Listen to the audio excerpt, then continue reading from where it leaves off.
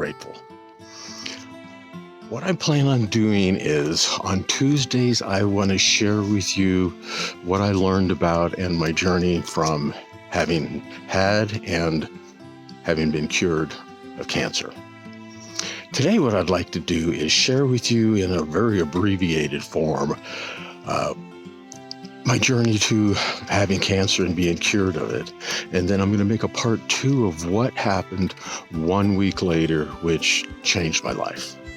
So, back in 2013, well, let's just say I had an incident where, while sitting on the toilet, something happened, and after looking into it and having a couple friends who had it, I thought I had developed a hemorrhoid.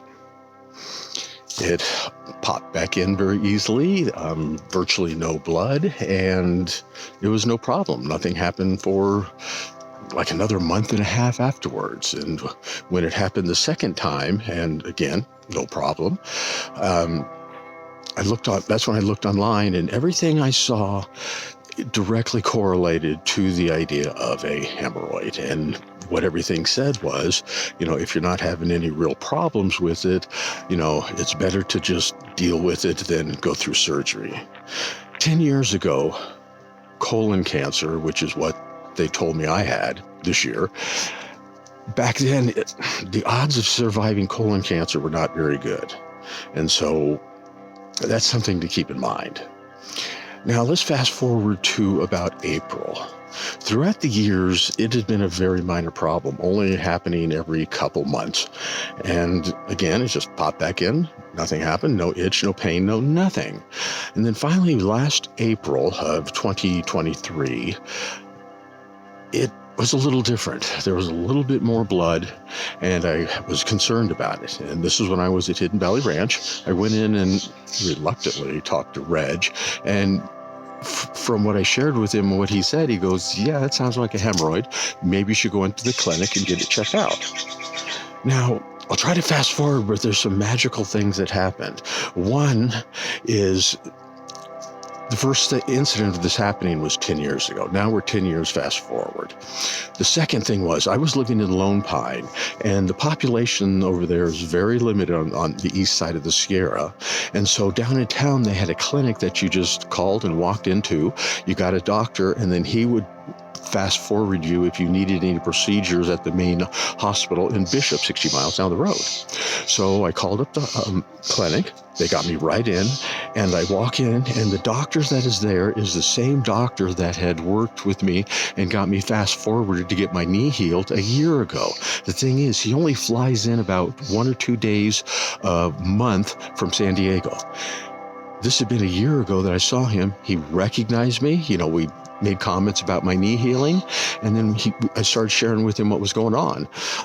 Asked me a few questions, stuck his finger up my butt, and said he's going to send me right to Bishop, to a specialist.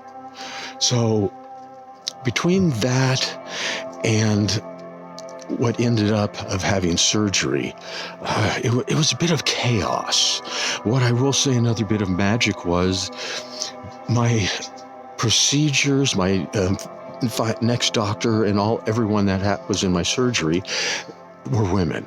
And they were so kind and understanding compared to the men who I worked with, such as in radiology. They were kind and okay, yet you could tell they were, oh no, because men have this thing about, don't touch me in the butt. So it was, I think, about the 1st of May now that I went through surgery. They took out this thing, and I can't remember the date, but I do remember it was May 4th. I got the phone call, you have cancer. It hit me. You can find a video of that on my YouTube channel. There's a picture of it there, I think, of my next great adventure or next life's adventure. I didn't make any more videos after that. What I did was I started writing about it and posting it on Facebook. What I plan on doing is sharing what happened with me through, I think it was like 21 days when I was told I had cancer, that was from a biopsy. When I was given the all clear, I had had surgery to remove the polyp, And then a couple of days later, I was given the all clear. In between those days, it was like 21, 27 days like that. I went through such amazing transformations. Life looked totally different with me. I learned so much, and I learned the amazing power of meditation. Meditation saved my life. As I say, meditation cured my mental cancer and brought me through it. So I will be sharing this journey with you and what I learned with it in videos on every Tuesday, as I'm going to share on Thriver Tuesday. I don't like to say I'm a cancer survivor. I like to say I'm a thriver. Now, in part 2 of this story, I'm going to share what happened to you 1 week after I was given the all clear of cancer, and how it's another miracle that I was on Hidden Valley Ranch. And I look forward to sharing that adventure with you. Just let you know, I am having follow-ups. I had my first 1 month follow-up in January. I'll have my second one. I'm driving all the way back to Bishop, and it's like over about 250 miles plus round trip to do that. But I love my doctor. I enjoy doing it. So watch for my video on Thriver Tuesday, where I will be putting part 2 of what happened to me when I was off camera. So that's it for now. I'm thriving, and I am grateful. It's me again. There's something I have to share wrapped up my whole cancer experience in a very magical way. It was at my 2-week checkup after my surgery, and I had been given the all clear, and I was sitting in my doctor's office.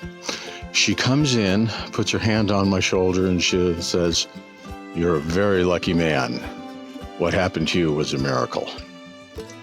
And as I explained earlier, that this had happened 10 years ago. 10 years ago, if I had had colon cancer, the chances of me surviving wouldn't have been very good.